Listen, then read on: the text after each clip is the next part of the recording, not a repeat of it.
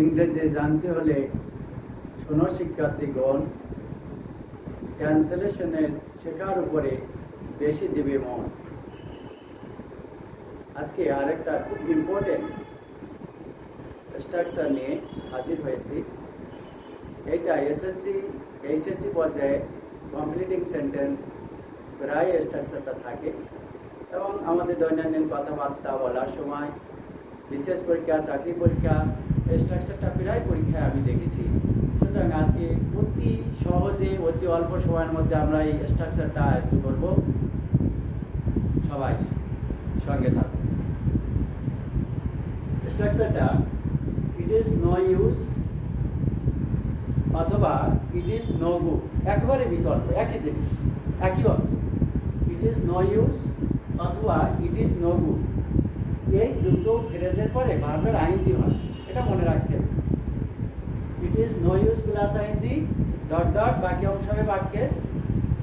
It is no good plus ING dot dot বাকি অংশ হবে। ইট ইজ নো ইউজ আর ইট ইজ নো গুড এর অর্থ কি এখন আমরা সেটা জানবো। এই it is no good, it is no use উভয়টাই একই অর্থ, কোনো লাভ নেই, কোনো লাভ নেই। যেমন এখানে দায়ী থেকে কোনো লাভ নেই, আমরা তো প্রায় বলি, কিন্তু এর ইংরেজিটা কিভাবে অতি সুন্দরভাবে স্ট্রাকচারালি গ্রামেটিক্যালি আমরা বলতে পারি, লিখতে পারি, একটু দেখি।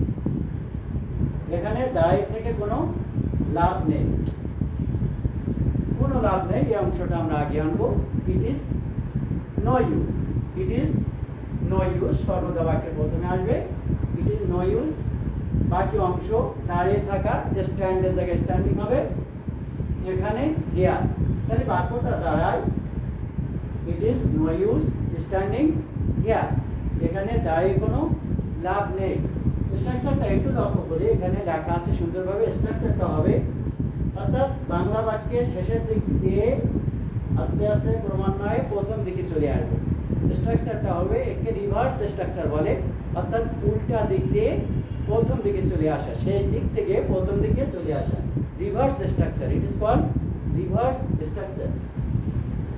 সেই দিক থেকে প্রথম দিকে অনুবাদ করে আসবো। This is the device of translation. তাহলে বললাম এখানে দায় থেকে কোনো লাভ নেই, it is no use standing here. আমরা ইট ইজ নো ইউজের জায়গায় ইট ইজ নো গুডও দিতে পারি, same is the case, same is the meaning. It is no good standing here, এখানে দায় থেকে কোনো লাভ নাই। 2 নাম্বার, তার কাছে সাহায্য চেয়ে কোনো লাভ নাই, তাহলে একইভাবে হবে, কোনো লাভ নাই, it is no good, it is no use.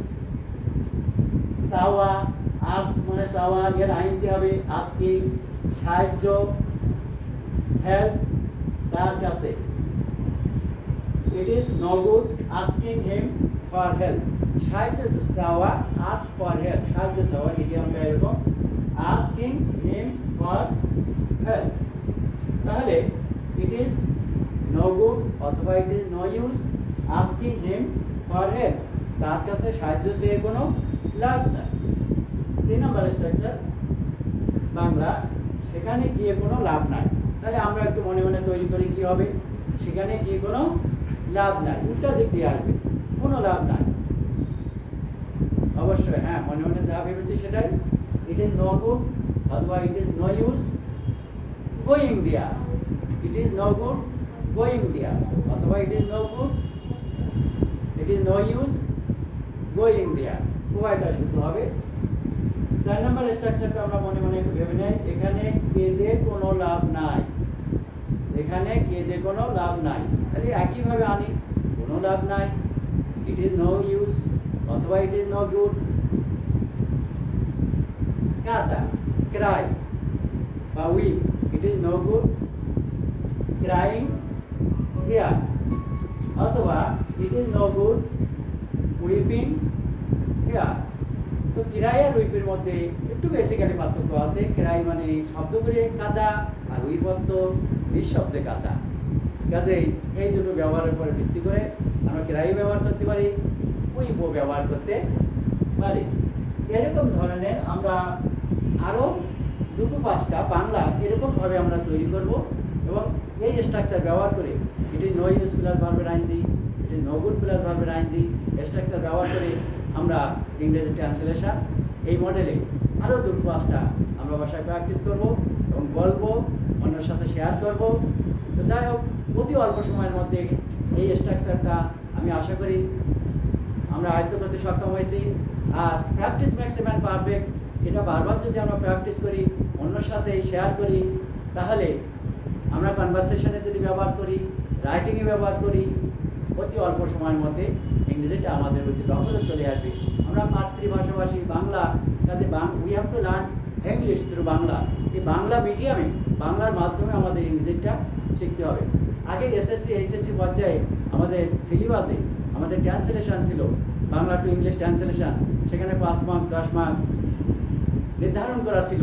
ওই যুগে আমরা 100 200 300 করে ট্রান্সলেশন শিখেছি, কিন্তু আজকের যুগে এখানে কোনো মার্ক নির্ধারণ নাই আমাদের পরীক্ষা সিলেবাসে। ফলে আমাদের ওই ইংরেজি ট্রান্সলেশন শেখা আর হয় না, অতি দুঃখের বিষয়। কিন্তু এইরকম ছোটোখাটো ক্লাস থেকে সেই ট্রান্সলেশনের চাহিদা আমি মিটিয়ে বাংলাদেশকে just like the native speakers, ইংরেজদের মতন মানে প্রসেসটা আমার থাকবে, বানিয়ে ফেলতে চাই। এটা সবাই সহযোগিতা কামনা করছি। আল্লাহ হাফেজ, আবার দেখা হবে। Stay well.